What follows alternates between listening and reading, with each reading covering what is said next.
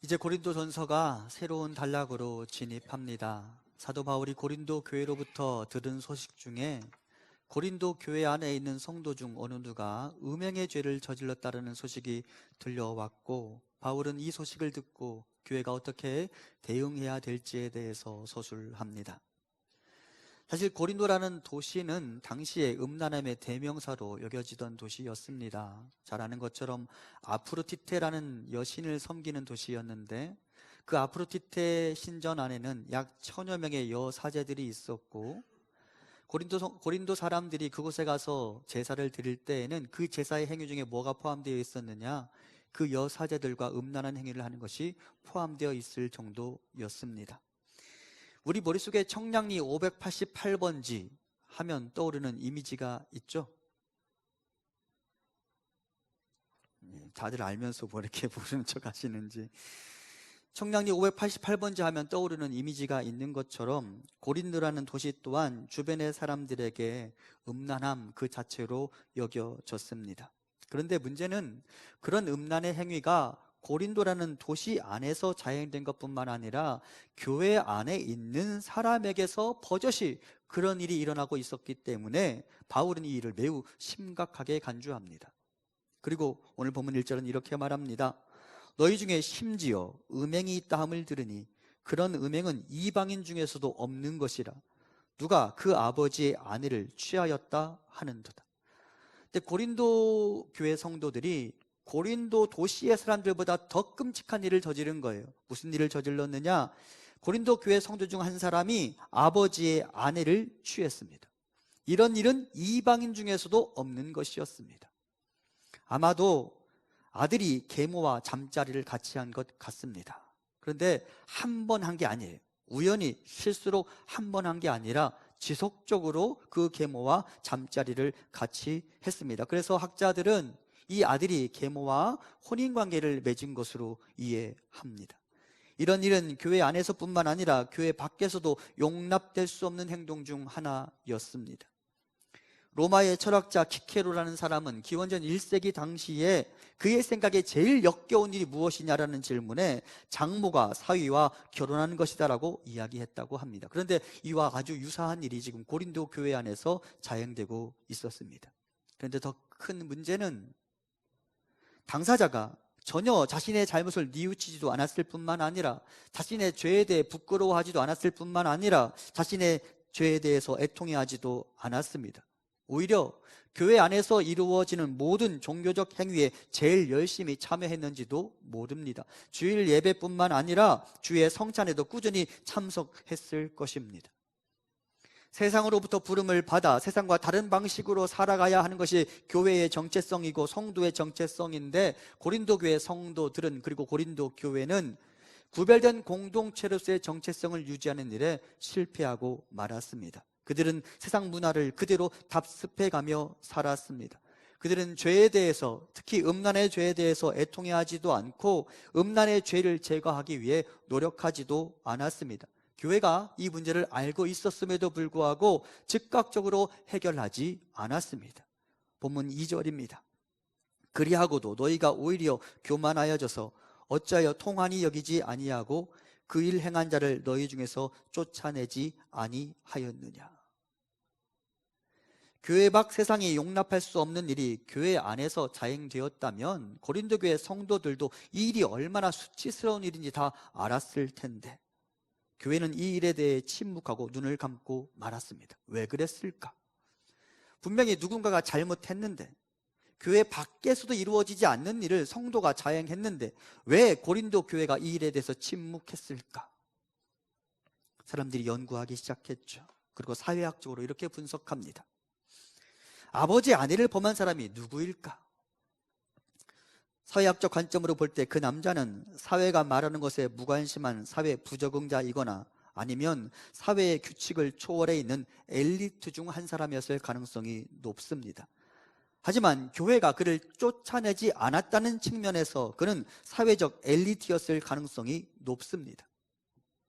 그가 속한 공동체와 사회의 법을 무시할 만큼 부유했고 힘을 소유하고 있었을 것이고 재산에 대한 욕심 때문에 음행의 죄를 저질렀을 가능성이 있습니다. 로마법에 따르면 만일 그의 아버지가 유산을 많이 남기고 죽었다면 그 유산의 대부분은 아들이 아니라 부인이 상속받고 아내에게는 매우 조금만 물려질 수 있었다고 합니다. 따라서 아들 입장에서는 가만히 있으면 아버지의 재산 중 극히 작은 부분만 물려받을 수밖에 없었기 때문에 아예 그의 계모와 결혼을 해버린 것입니다. 그리고 교회가 그를 쫓는 것을 망설인 것은 그가 교회의 유명 인사로서 당시 로마 세계의 다른 단체의 기준으로 볼 때 아마도 그는 교회 공동체의 재정적 후원자로 존재했을 가능성이 높아 보입니다. 같은 성도 중 그의 노예도 존재했을 것이며 그는 교회 공동체의 여러 사람들의 생계를 책임지고 있었을 가능성도 있습니다. 그가 하는 사업체에 교회 공동체 사람들을 다 불러 모아서 직원으로 일하게 했을 가능성이 있습니다. 그리고 교회는 이런 권력자가 자기 공동체의 일원이라는 사실에 대해서 매우 자랑스럽게 여겼을 가능성이 높습니다. 그래서 바울은 이미 그의 서신서에서 결단코 교회가 사람을 자랑해서는 안 된다라고 이야기한 적이 있습니다. 고린도서 3장 21절입니다. 그런즉 누구든지 사람을 자랑하지 말라. 그리고 오늘 보면 5장 6절에서 이렇게 말합니다. 너희가 자랑하는 것이 옳지 아니하도다. 너희의 자랑의 내용이 옳지 않다라고 사도 바울은 지적합니다. 그리고 이것이 교회가 음란의 문제를 드러내지 않고 쉬쉬 할 수밖에 없었던 이유입니다. 그들은 음란한 하지만 돈 많은 권력자를 자랑하고 있었고 그 사람을 교회에서 내쫓을 수 없었습니다.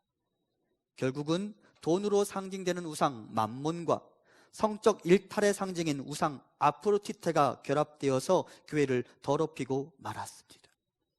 그 두 우상이 교회 안에서 여호와 하나님의 뜻보다 훨씬 더 강력한 영향력을 행사하고 있었습니다. 그리고 사실상 사도 바울은 고린도 교인들에게 묻는 것입니다. 도대체 누가 너희들의 주란 말이냐?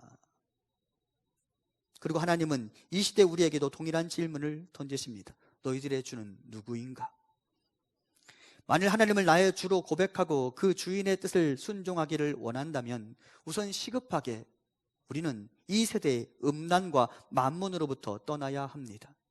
요즘 교회들이 무너져 내리는 것들을 가만히 보면 음란과 만몬의 영향력 때문인 것을 알 수 있습니다.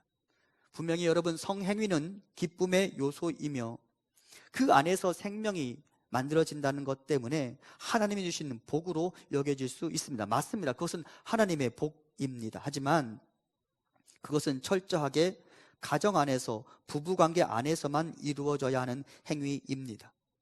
그 이외의 모든 행위는 다 간음에 해당되며 하나님은 이를 용납하실 수가 없습니다. 만몬 또한 마찬가지입니다. 돈을 사랑함이 일만하게 뿌리라고 말하죠. 돈이 모든 문제 위에 군림하는 게 우리의 현실이 아닙니까? 그런데 더 슬픈 것은 교회마저 만몬의 지배를 받고 교단마저 만몬의 지배를 받고 있는 것 같아서 수치스럽고 속상합니다. 하나님 우리에게 물으십니다. 누가 너희들의 주란 말이냐? 그리고 우리가 주로 고백하는 여호와 하나님의 뜻을 따라 죄악을 따르는 것을 거부하고 이 시대의 만몬과 음란으로부터 떠나라고 하나님 우리에게 말씀하십니다. 그리고 우리의 주가 누구인지를 분명하게 세상에 선포하라고 하나님 말씀하십니다. 교회가 사이즈가 크지 않으면 좋은 점이 하나 있어요. 제가 성도님들 대부분 알아요. 여기 계신 분들 중에 음란의 죄를 저지르는 사람은 없어요. 없죠? 없어요. 이 안에 음란의 죄를 저지른 사람은 없어요. 그런데 여러분, 만몬을 숭배하는 사람은 있을 수 있어요. 이제부터 여러분, 오늘부터 여러분 입에서 이 말이 사라졌으면 좋겠습니다. 돈이 제일 중요하다. 돈이면 다 된다. 맞아요? 틀려요? 분명하게 이야기하세요. 맞아요? 틀려요? 정확하게, 더 크게 맞아요? 틀려요? 예, 그죠? 예. 돈이면 다 된다. 돈이 제일 중요하다. 뭐니 해도 돈이 있어야 돼. 이거 다 틀린 말이에요. 이 세대가 우리에게 말하는 거짓말이에요. 돈 중요해요. 하지만 여호와 하나님보다 중요한 건 세상에 없습니다. 아멘. 제가 수요일 날 이렇게 얘기했어요. 성도님들이 하도 아멘을 안 하더라고요. 막 제가 좀 부담을 주니까 그래서 제가 이렇게 했어요. 웃으면서 아멘 하자고. 다 같이 시작. 웃으면서 아멘. 예. 돈 중요합니다. 하지만 돈이 제일 중요한 게 아니에요. 앞으로 그 말 하지 맙시다 우리.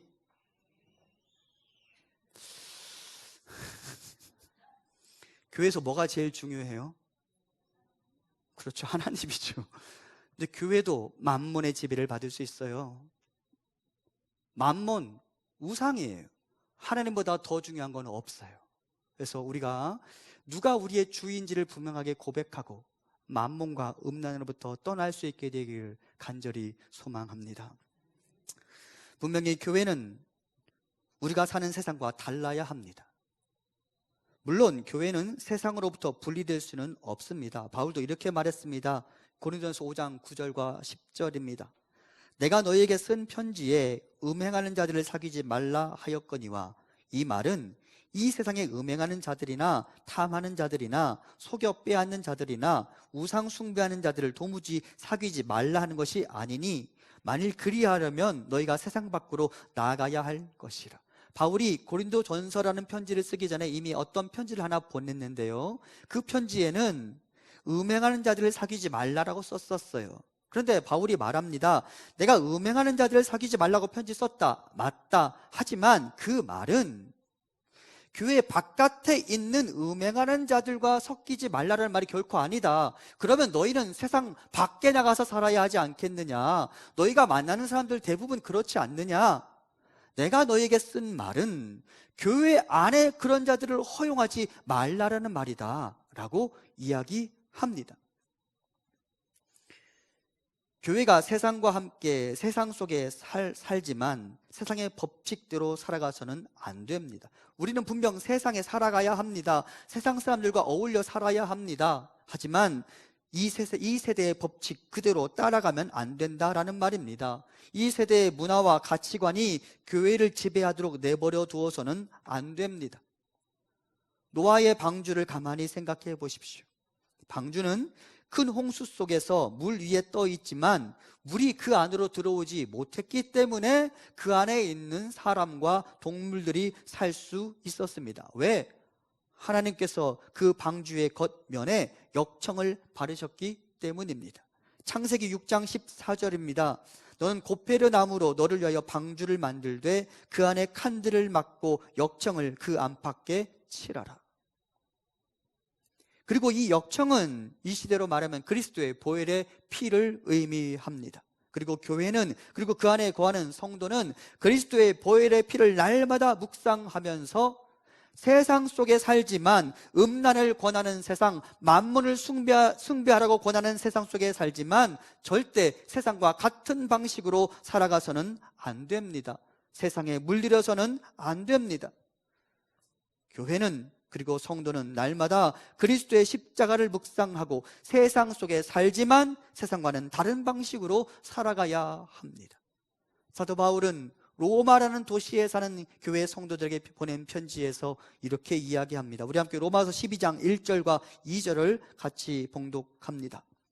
그러므로 형제들아, 내가 하나님의 모든 자비하심으로 너희를 권하노니 너희 몸을 하나님이 기뻐하시는 거룩한 산 제물로 드리라. 이는 너희가 드릴 영적 예배니라. 너희는 이 세대를 본받지 말고 오직 마음을 새롭게 함으로 변화를 받아 하나님의 선하시고 기뻐하시고 온전하신 뜻이 무엇인지 분별하도록 하라. 아멘. 하나님 우리에게 말씀하십니다. 이 세대 속에 살지만 이 세대를 본받지 말라. 이 세상이 너희에게 강요하는 가치관 그대로 따라가서는 안 된다. 우리는 오로지 여호와 하나님의 뜻을 따라 살아가야 하는 자들이다. 우리 주변의 사람들이 우리에게 이렇게 말합니다. 여자친구 하나 만들어도 돼. 그 여자는 바가지 긁지 않고 늘 내 옆에서 웃어준단 말이야. 다른 사람들도 다 그렇게 해. 그러니까 여자친구 하나 만들어. 남자친구 하나 만들어도 돼. 그 남자는 언제나 너에게 상냥하단다. 다른 사람들도 다 그렇게 해. 그런 남자친구 하나 만들고 살아가 봐. 행복해질 거야. 이 세대가 우리에게 그렇게 말하죠. 또 돈이 모든 문제를 해결해 준다고 말하죠. 돈이면 권력도 명예도 다 잡을 수 있으며, 돈이면 아름다운 아내도 얻을 수 있고, 돈이면 멋진 남성도 구할 수 있고, 돈이면 법도 마음대로 부릴 수 있다고 말하는 세상의 가르침, 정면으로 거부해야 합니다. 돈이 우리를 구원하지 못합니다. 도리어 돈은 우리를 노예로 부릴 뿐만 아니라 돈을 사랑하기 때문에 죄악을 저지르는 일을 우리에게 권면합니다.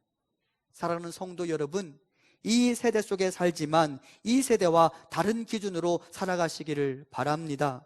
그것이 부름을 받은 성도들의 삶입니다. 세상에 살지만 세상과 다른 삶을 살아가는 우리 교회와 우리 성도님들 되시기를 간절히 소망합니다.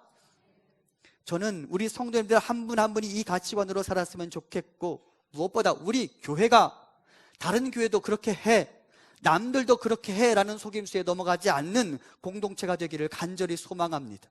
하나님이 기뻐 자시는 거룩한 공동체로서 마땅히 지켜야 할 정체성을 지킬 수 있는 그런 공동체가 되었으면 좋겠습니다. 하나님이 마지막 날 주목하시는 공동체, 하나님이 보시며 인정할 수 있는 그런 공동체가 되었으면 좋겠습니다. 그런데 그것은 성도들을 통해 만들어지는 거예요. 그렇게 구별된 성도들 한 분 한 분이 모여서 구별된 공동체를 만들어 가서 하나님이 믿고 하나님의 사람들을 보낼 수 있을 만한 그런 공동체가 되기를 간절히 소망합니다. 바울은 고린도 교회가 그 악을 제거하는 일에 주저하고 있는 모습을 보면서 매우 강력한 메시지를 던집니다. 오늘 본문 2절과 그리고 5절부터 7절까지 말씀입니다. 그리하고도 너희가 오히려 교만하여져서 어찌하여 통한이 여기지 아니하고 그 일 행한 자를 너희 중에서 쫓아내지 아니하였느냐.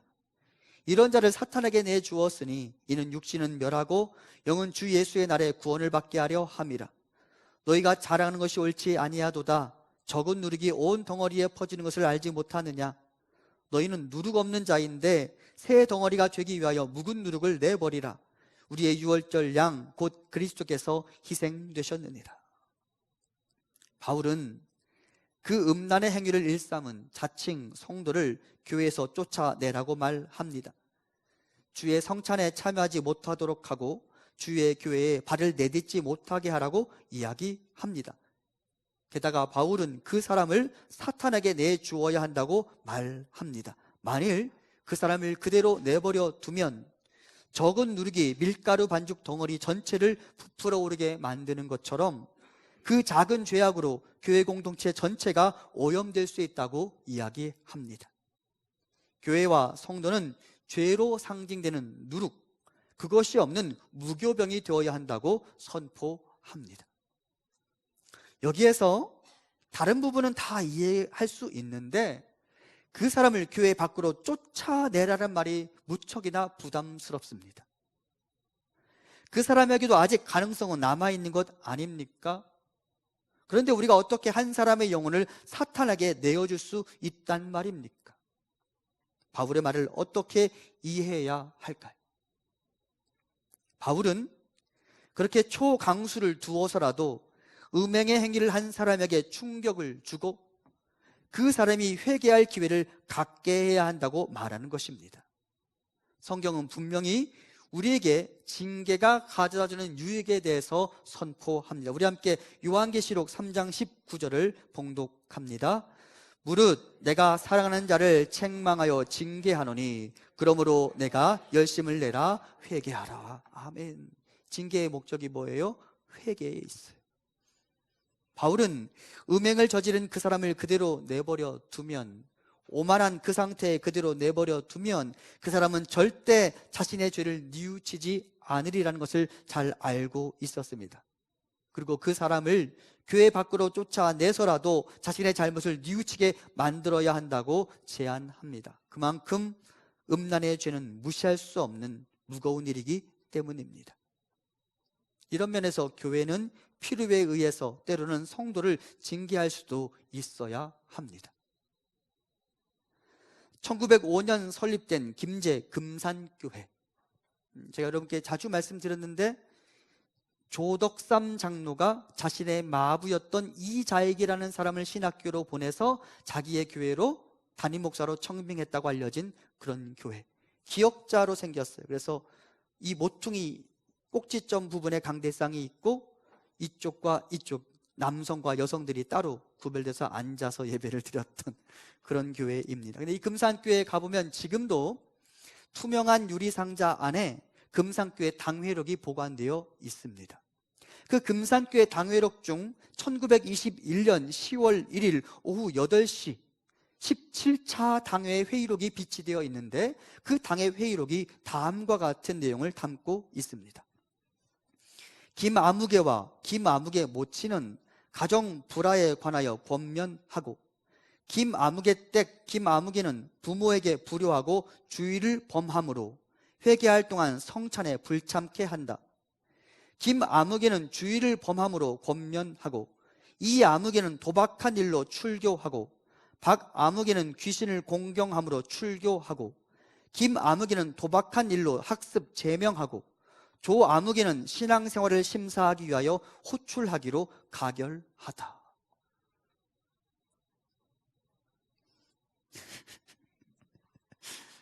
우리나라 초기 교회는 이렇게 강력한 치리의 전통을 가지고 있었고, 이것으로 교회는 교회다움을 유지할 수 있었습니다. 하지만 이 시대는 권징과 징계의 권위를 상실한 시대이죠. 우리나라 1921년만 해도 한 교회에서 치리 받으면 다른 교회로 갈 수 있었을까요? 없었을까요?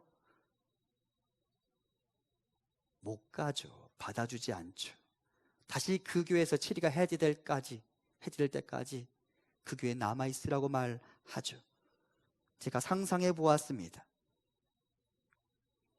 2019년 12월 우리 교회에서 어떤 성도를 불러다가 당신은 이러이러한 문제가 해결될 때까지 성찬에 참여할 수 없습니다 라고 이야기한다면 아마도 그분은 이렇게 반응하고 쿨하게 교회를 떠날 것입니다. 교회가 여기밖에 없냐? 다른 곳으로 가면 되지. 그리고 교회는 성도의 눈치를 보면서 치리에 나서지 못하겠죠. 그리고 교회는 그 정체성을 잃고 세상 속에서 세상과 같이 침몰하고 있습니다. 성경은 말합니다. 그 한 사람의 영혼을 사랑한다면 그를 죄악 중에 그대로 내버려 두어서는 안 된다고. 징계를 통해서라도 그가 자신의 잘못을 뉘우칠 기회를 주어야 한다고. 죄는 그대로 내버려 둘 수 없는 문제니까. 또한 이렇게 초강수를 두면서 그 사람을 내쫓으라고 한 것은 그 사람과 그 사람의 죄를 가만히 내버려 두면 공동체가 망가질 수 있기 때문입니다. 한 사람의 죄가 공동체를 망가뜨립니다. 죄는 확산되게 되어 있습니다. 사람들은 나와 똑같은 죄를 범하는 사람을 보고 안심합니다. 그리고 다시 용기를 가지고 죄를 범합니다. 세상이 악하다고 나의 악함을 정당화하려 듭니다. 죄는 아니지만 그냥 이런 예를 들어봅시다. 여러분이 예배당에 늦게 와서 헐레벌떡 계단을 뛰어내려오고 있는데 하필 그날따라 강 장로님이 늦게 예배에 들어가고 있습니다. 그럼 여러분은 속으로 어떻게 생각하시겠습니까? 안심이다. 강 장로님도 늦었는데 나라고 뭘. 일부러 없는 사람 집어넣었으니까 오해하지 마십시오. 내가 행하는 그것을 똑같이 범하고 있는 사람을 보면 난 안심합니다. 그리고 다시 그런 일을 행하게 됩니다. 그게 죄가 가지는 두려운 요소입니다. 그래서 사도 바울은 너희 안에 있는 그 누룩을 제거하라고 말하죠. 표준을 낮게 잡으면 망한다고 말하죠. 그 누룩 때문에 교회가, 성도가 하나님으로부터 멀어질 수 있다고 말하죠. 여호수아서에 나오는 아간의 죄를 기억하십니까? 아간 한 사람이 죄를 범한 것으로 이스라엘이 전쟁에서 패배하게 됩니다. 그리고 하나님은 굳이 아간이라는 사람을 끄집어내시고 그에게 매우 가혹한 형벌을 내리셨습니다. 왜 그러셨을까요? 이제 이스라엘은 가나안 땅에 들어가게 됩니다. 이미 가나안 정복전쟁이 시작되었어요. 그곳에서 하나님 나라 백성으로서 위대한 나라를 만들어가게 될 거예요. 그런데 그 나라를 만들어가는 초창기에 아간과 같이 만몬을 숭배하느라 이스라엘 공동체를 더럽히는 사람이 발각되자 하나님 그 죄를 반드시 제거해야 한다는 필요성을 느끼게 되셨어요. 왜? 아간 한 사람의 죄는 아간 한 사람의 죄로 끝나는 게 아니니까. 다른 사람들도 아간의 죄를 그대로 간과하고 나면 다른 사람들도 똑같이 아간과 같이 행동하게 될 테니까. 그것이 죄의 속성이고 그것이 연약한 우리의 본능이니까.